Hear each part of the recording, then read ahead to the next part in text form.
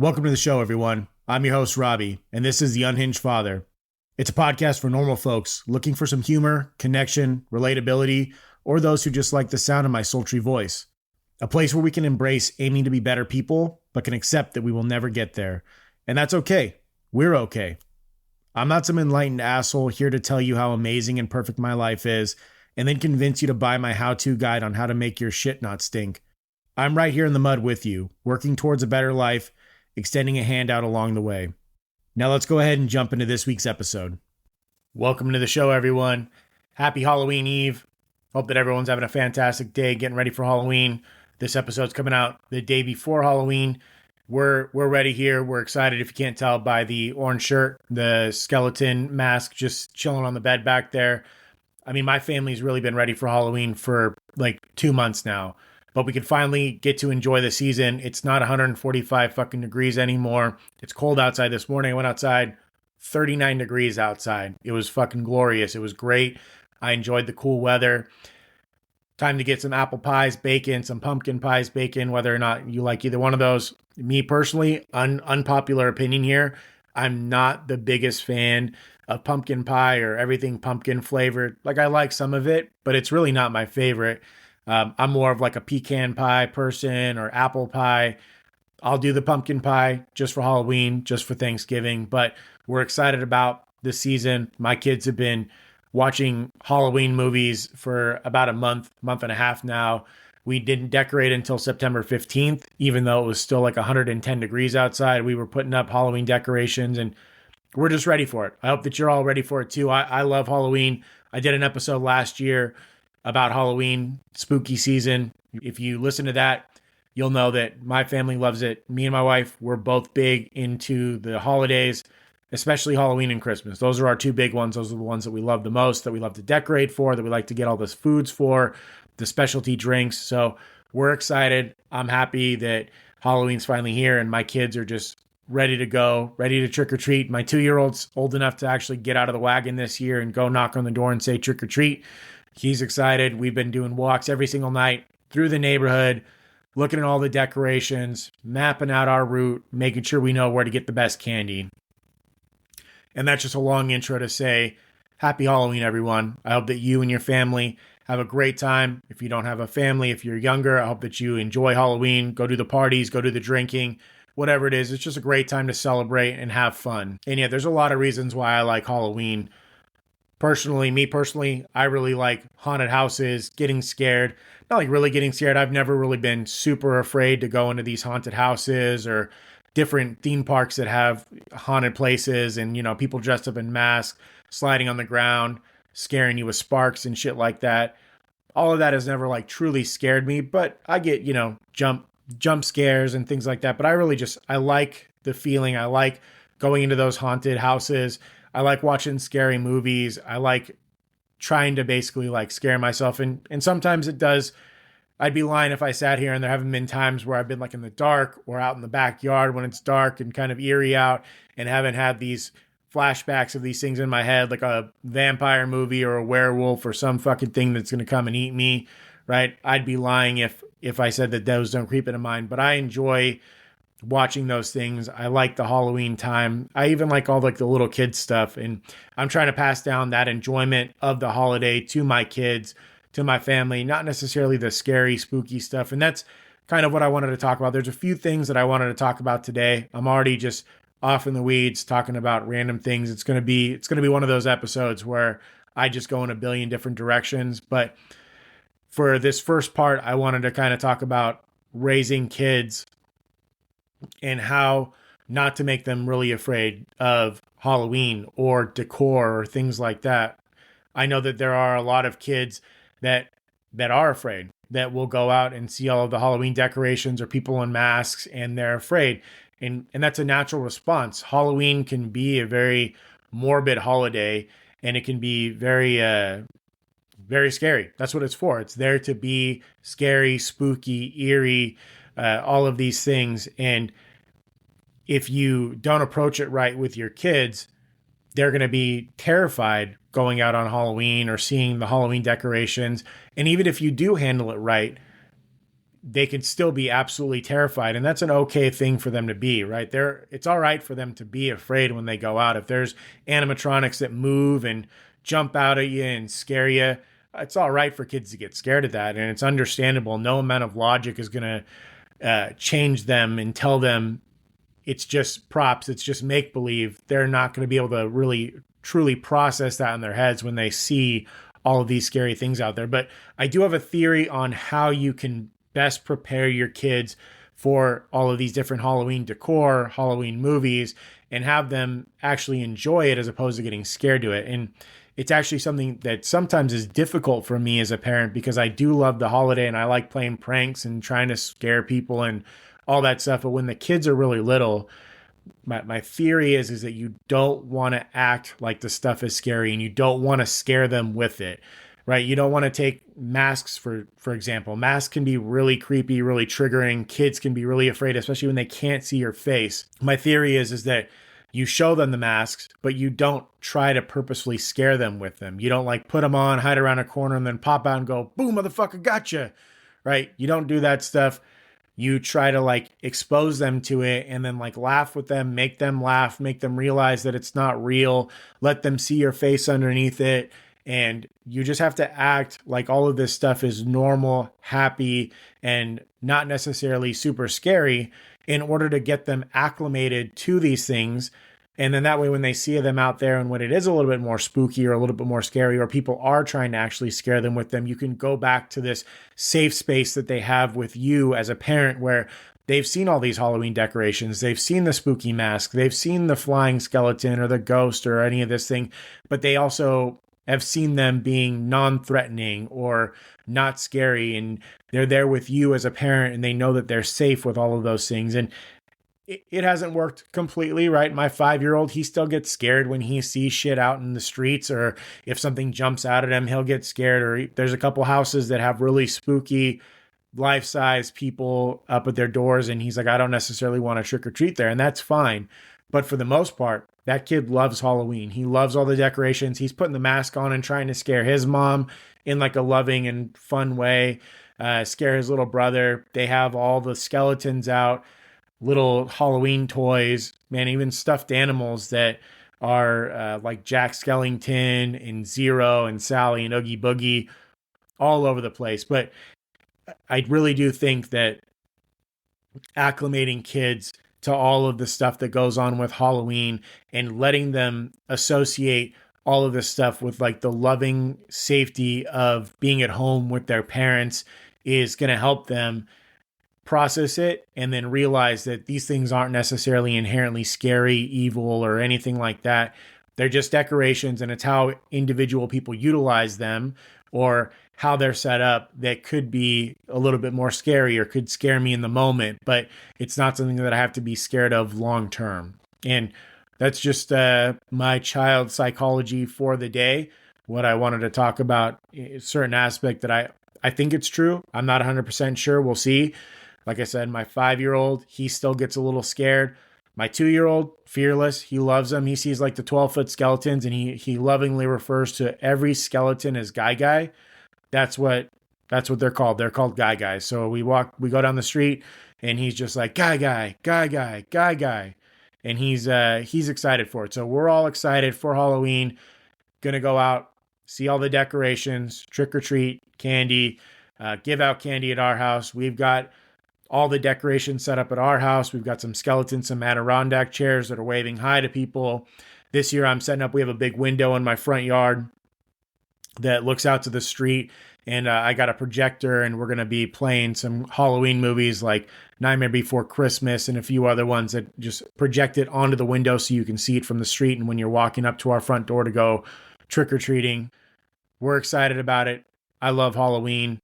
I love this time of year, and I really hope that my kids continue to enjoy it as much as they do right now. And we got really lucky with the neighborhood that we're in. My neighborhood goes all out. There's a haunted house down the street and lots of 12-foot skeletons. There's the 13-foot singing Jack Skellington, light up Zeros, horses, pirate ships, all that stuff. And the neighborhood gets kind of crazy on Halloween night. People will drive in to come trick-or-treat in our neighborhood. And I really like that it is such a big thing out here, because I think it's a good family experience for everyone, for my kids, for me, and just like a good community event. And I mentioned it last year, and I think it's worth mentioning again this year because I got to see it firsthand again on that ring, on the app. Now, we had someone actually handing out candy for most of the time last year. We designated someone to stay home, and we took turns switching out and going trick-or-treating with the kids, but someone was actually handing out candy. But when it got later and I was putting my kids to bed and everyone had gone home, I decided to just put the bowl out in front of the front door, let people come take it.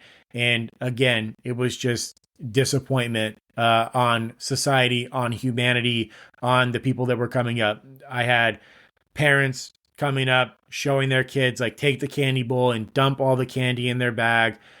Teenagers, younger kids, everyone just, like, grabbing in, throwing it in there. And I didn't really give a shit as much this year at that point because it was later. I wanted to go to bed and I didn't want the candy around. So I ate it and just got fat as shit off of it. And I think I'll probably do the same this year. The more annoying thing was just the fact that they were such animals about it and like tearing into the bowl, candy all over the place. I'm pretty sure I had a Snickers bar up in my fucking roof. It was chaos. And also disappointing for the people that come next to come to a bowl that doesn't have any candy in it, right? Kids that are really excited about trick-or-treating. And it still just is very disheartening to me that when people, adults, kids, anyone, when the society doesn't feel like anyone's looking, that they can get away with it, or just that they should even act like that there's permission to act like that. The parents is the most disappointing. It's like, dude, no wonder why your kids are little fucking animals, because you're showing them, you're teaching them this shit. Is candy really that important to you? Is that really what the holiday is about? Is getting as much candy as you possibly can? Like, yeah, when you're a little kid, you try to do that, but you got to do it the good old fashioned way. You don't go to a house and dump all the candy in and call it good.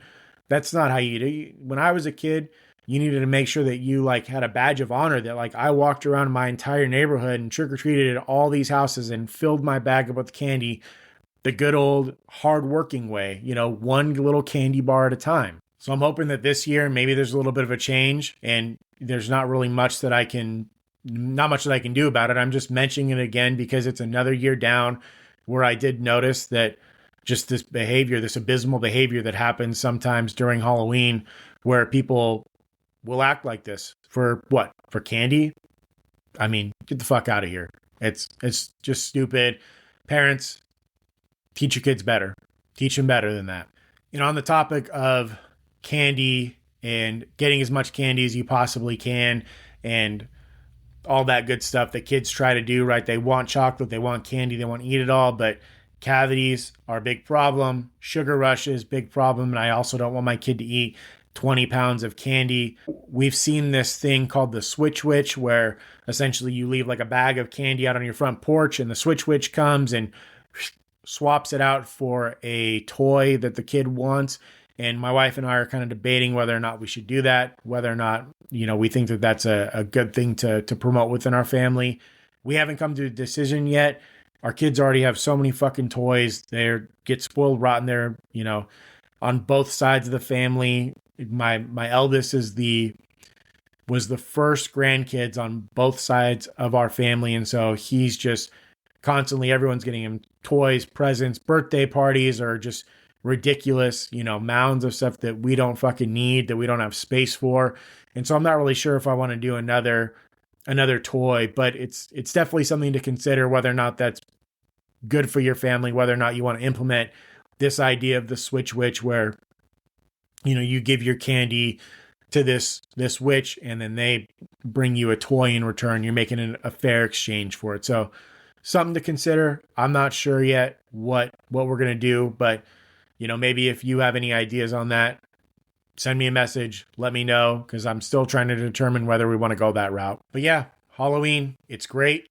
I really enjoy it, and I hope that you're all going to enjoy it as well. This episode, I almost didn't get it out because it's been really busy. This week's been really hectic. Dentist appointments for my kids and doctor's appointments, and then work, my wife's work, and just now that my kid's in public school, For certain things, he's not necessarily in school the whole day, trying to take care of him. There's just been a lot to juggle, and a lot of different events that have been happening. And so I really just wanted to make sure, for consistency's sake, that I was getting something out there, because I do see that there are more people listening to the podcast on a consistent basis, and I really appreciate it. I hope that you're getting something from it, and that I'm providing you with either information or a laugh or whatever the fuck it is that you come here to listen. Even if it's just you're here to support me, then that's great. I really appreciate all of that.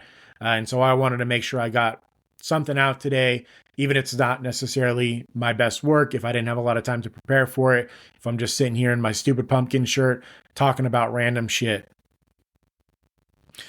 And I think that I'm going to wrap this episode up relatively quickly, but I did want to do something that I haven't done in a while, and that is my unhinged rants. I've got an unhinged rant for Halloween.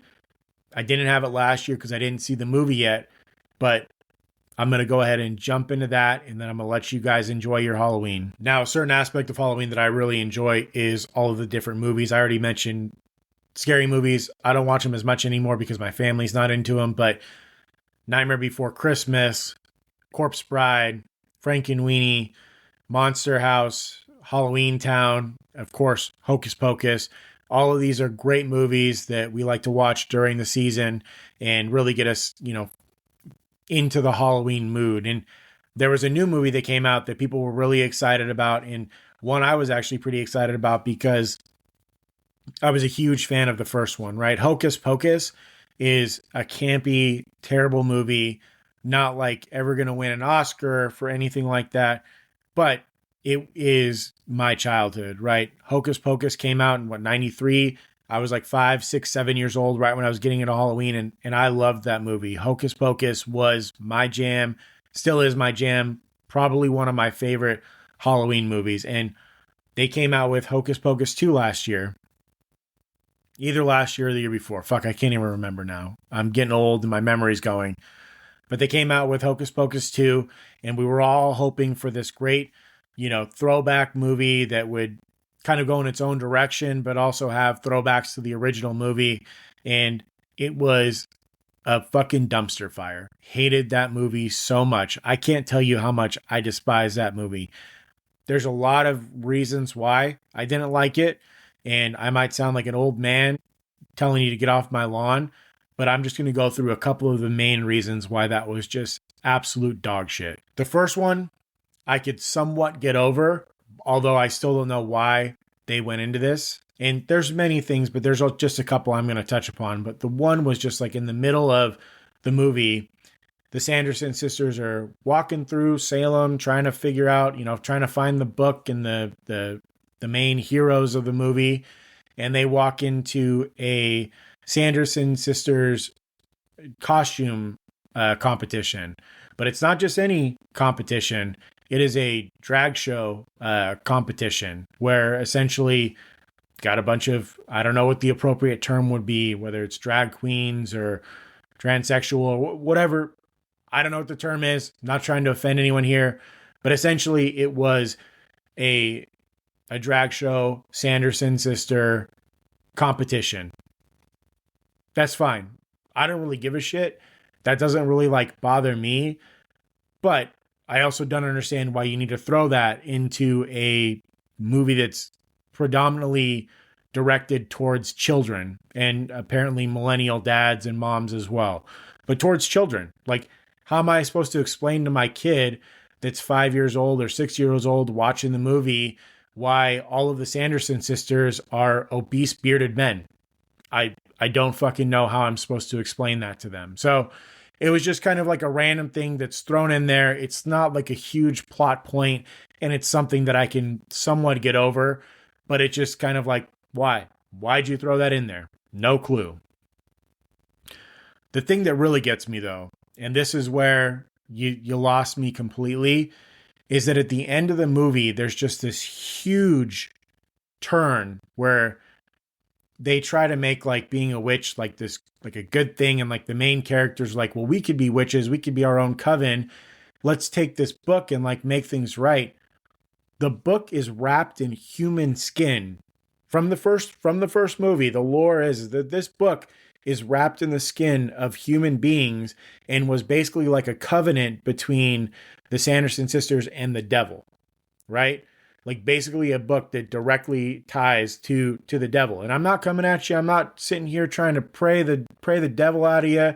I'm not coming from like a prudish Christian perspective. I'm just saying that's the idea that they had. And then all of a sudden it's like, well, we can be witches, we can be good, and we can do good things with this book that's wrapped in human fucking skin. That just doesn't make any sense to me. That's like a terrible plot point, and like there's so many holes in that completely. And then at the end of the movie, spoiler alerts, I should have said that at the beginning. Spoiler alerts. If you haven't seen the movie and you want to see it, then don't listen to the rest of this. At the end of the movie, after Winifred, who's the main witch for the Sanderson sisters, she loses her two sisters, and then all of a sudden she has this change of heart. She's just been chasing power the entire time, wants to be powerful, wants to be young, and then she achieves that, but she loses her two sisters along the way, and she has a complete change of heart. She's just like, oh no, like this would be nothing without my sisters. I can't do this. I love them. I'm sorry. Big apology, and lets the heroes win. And I can't even remember what the fuck happens, but like she basically gives up because of love for her sisters, who she treats like shit the entire time. And it's just like such a twist from like her character development, her character arc. She's just like going on this upward trajectory of being more and more evil and more power hungry. And then all of a sudden it's like, oh no, never mind. I'm good. I'm loving. I love my sisters. I can give up everything I've been going for. I don't buy it. It's horseshit. It's a bad movie. I'm going to go ahead and end that rant there. I do not suggest you go and watch Hocus Pocus 2. Highly suggest Hocus Pocus 1. Not a fan of Hocus Pocus 2. And then Hocus Pocus 3 apparently is in the works. Hopefully they fix the wrongs from the previous one. We'll see. But yeah, that's my rant of Hocus Pocus 2. That's my overview of Halloween, what we've got going on. Like I said, sorry this wasn't the most well thought out episode and that I just kind of ranted for a long time. I hope that you enjoyed it, but I'm going to go ahead and wrap up this episode, and next episode will hopefully be a little bit more thought out. I'll have a little bit more time to get it recorded, to get it planned out. Yeah, as always, I hope that you all enjoyed it and have a happy, safe Halloween with your family. Have a good one. That's it for this week's episode. I appreciate y'all being here with me today. If you haven't yet, please subscribe to the show on Apple Podcasts, Spotify, or wherever you get your podcasting needs met. If you feel the show deserves it, leave a 5-star review. It really helps. For more content, follow me on social media. As the show continues to evolve and grow, I have a big ask for all of my Unhinged fans. Each week, I'm going to ask you to share the episode with one person in your life that would relate to or benefit from the message. Click the share episode button and text it to them, email it to them, or send it through social media. Whatever you do, please help spread the word to others. Your support and endorsement is greatly appreciated. In the episode description, you'll find a send me a message button. Use it to suggest topics or share your thoughts on the episode. Just a heads up, I can't see who sent the message or respond in any way, shape, or form. So if you would like a response or you want to be a guest on the show, send me an email at unhinged.father@gmail.com.